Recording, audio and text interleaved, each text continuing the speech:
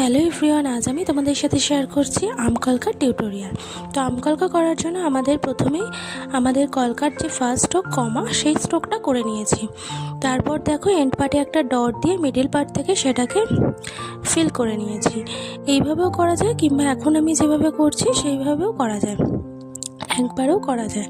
তো এইভাবে আমি প্রত্যেকটা আম কলকা কমপ্লিট করে নিয়েছি। তোমাদের যেটা সহজ মনে হবে তোমরা সেটাই করবে।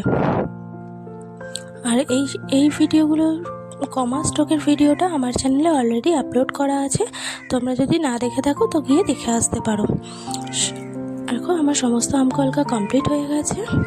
আমার ভিডিওগুলো যদি তোমাদের ভালো লাগে তাহলে একটা লাইক করে চ্যানেলটা সাবস্ক্রাইব করার অনুরোধ রইল। দেখা হবে পরবর্তী কোনো ভিডিও নিয়ে। তো যতক্ষণ তোমরা আমার পাশে থেকো, চলো টাটা। Hello everyone.